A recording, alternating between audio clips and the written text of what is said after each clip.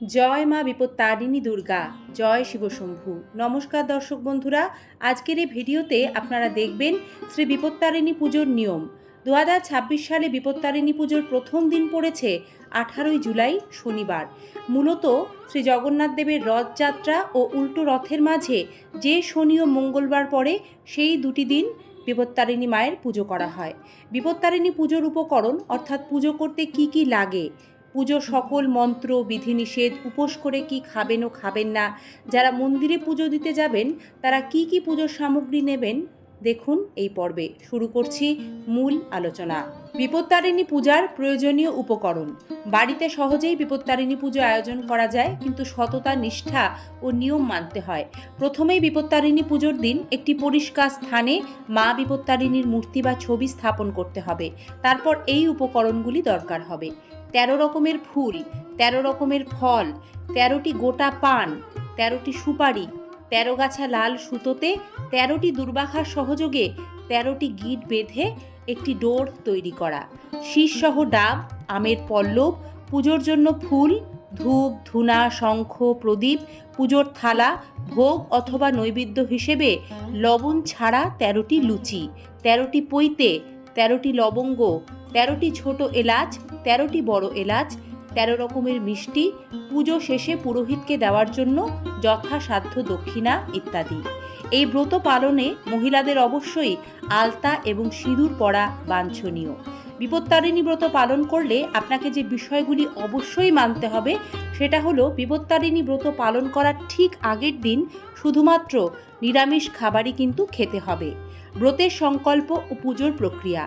পুজোর দিন সকালে স্নান সেরে শুদ্ধ বস্ত্র পরে দেবীর সামনে বসুন। এরপর ব্রতের সংকল্প নিন। নিজের নাম, গোত্র এবং ব্রত পালনের উদ্দেশ্যে উল্লেখ করে দেবীর কৃপা কামনা করুন এবং এরপর ধাপে ধাপে এই নিয়মগুলি পালন করতে হবে। সব পুজোর আগেই গণেশ ঠাকুরের আরাধনা বাধ্যতামূলক, তার কৃপা ছাড়া কোনো পূজাই সিদ্ধ হয় না।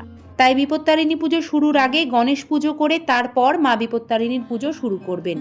দেবীর ধ্যান ও মন্ত্র পাঠ করতে হবে, যা স্ক্রিনে লিখিত প্রদান করা হচ্ছে। পুষ্পাঞ্জলি ও ভোগ নিবেদন করবেন। 13টি ফুল, 13টি ফল ভোগ নিবেদন করে মা বিপত্তারিণীর আরাধনা করবেন। প্রদীপ জ্বালিয়ে ধূপ দ্বীপ আরতির মাধ্যমে পুজো সম্পূর্ণ করুন। লাল সুতো ধারণ ও এর তাৎপর্য। বিপত্তারিণী ব্রতের বিশেষ অংশই হলো লাল সুতোয় 13টি গিঁট দেওয়া। প্রতিটি গিঁট বাঁধার সময় মা বিপত্তারিণীর নাম জপ করবেন এবং পরে সেটি পুজো শেষ হয়ে গেলে হাতে ধারণ করবেন। পুরুষরা ডান হাতে পরবেন, মহিলারা লাল সুতো বাঁ হাতে পরবেন। বিশ্বাস করা হয় এই সুতো বিপদ থেকে রক্ষা করে এবং শুভ শক্তির সঞ্চার ঘটায়। ব্রতের বিধি ও নিষেধ। ব্রতের আগের দিন থেকে নিরামিষ আহার করতে হবে এবং যেই দিন বিপত্তারিণী পুজো যারা উপবাস করবেন, উপোস করে ভুলেও চাল ও চালের তৈরি কোনো রকম খাবার খাবেন না। যেমন ধরুন চাল, ভাত, মুড়ি, চিড়ে, খই, এর পাশাপাশি আটার রুটিও কিন্তু এদিন খাওয়া যায় না। তাহলে ব্রতী উপবাস করে কি খাবেন? আপনারা মাকে পুজোর ভোগে যে 13টি লবণ ছাড়া লুচি ভোগ নৈবেদ্যে দেবেন, পুজোর ফল, মূল, মিষ্টি, এই সকল কিছুই ব্রত উপবাস ভঙ্গ করে গ্রহণ করতে পারবেন। পুজোর দিন বাড়ি থেকে কাউকে চিনি দেবেন না, এতে শুক্র গ্রহ দুর্বল হয়, ফলে সংসারে দারিদ্র্য দেখা দেয়। এই দিন কাউকে টাকা ধার দেবেন না, নেবেনও না। পুজো চলাকালীন কথা বলবেন না, এতে মা বিপত্তারিণী অসন্তুষ্ট হয়। এই দিন আঁশ জাতীয় কোনো খাবার গ্রহণ না করাই ভালো। বিশেষ করে যারা ব্রত পালন করছেন তারা এই নিয়ম কঠোরভাবে পালন করবেন। এই ব্রত একবার শুরু করলে কমপক্ষে টানা 3 বছর পালন করার নিয়ম রয়েছে। বিপত্তারিণী ব্রতের যে মূল ব্রতকথা সেটি হলো এইরূপ। মূলত মার্কেন্ডেয় মুনি প্রথম বিপত্তারিণী ব্রতকথা প্রচার করেন। মা বিপত্তারিণীর ব্রতকথা দুটি রাজ পরিবারের কাহিনীকে ঘিরে গড়ে উঠেছে। তখন বিদর্ভের রাজা ছিলেন সত্যদাস। তার পুত্র অলোকেশ একবার হরিণ শিকার করতে করতে পথ ভুলে পাশের রাজ্য অবন্তিপুরের সীমানায় ঢুকে পড়েন। সেই জায়গাটি ছিল অবন্তী রাজ্যের মৃগয়া ক্ষেত্র। সেখানে একটি হরিণ শিকার করলে অবন্তী রাজ্যের সেনারা তাকে বেঁধে নিয়ে যায় রাজদরবারে। সে সময় অবন্তী রাজ্যের রাজা ছিলেন চক্রধর। তিনি সমস্ত ঘটনা শোনার পর অলোকেশকে বন্দী করার আদেশ দিলেন। রাজপুত্রের বন্দী হওয়ার খবর চলে যায় রাজপুত্রের পিতার কাছে।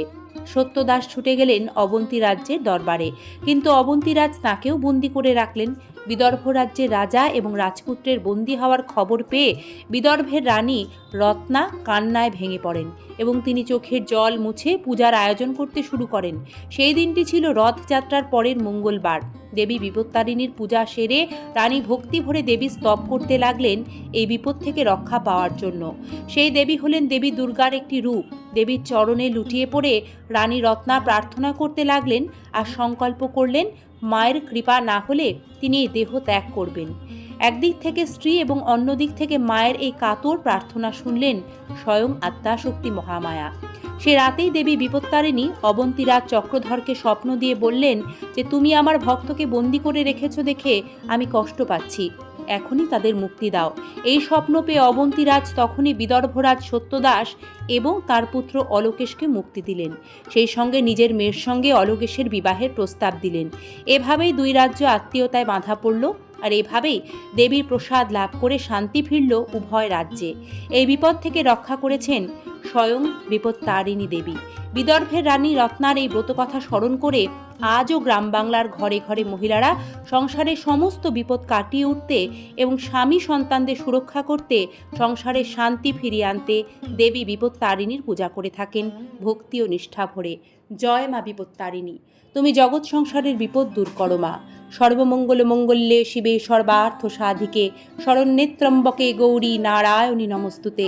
সৃষ্টিস্থিতি বিনাশানাং শক্তিভূতে সনাতনী গুণাশ্রয় গুণময়ী নারায়ণী নমস্তুতে। শুভ বিপত্তারিণী পূজা। সকলকে ধন্যবাদ জানাই সম্পূর্ণ পর্বটি দেখার জন্য। ভালো থাকবেন। আবারও দেখা হবে নতুন কোনো তথ্য সমৃদ্ধ সনাতনী বার্তার সাথে নতুন পর্বে। নমস্কার।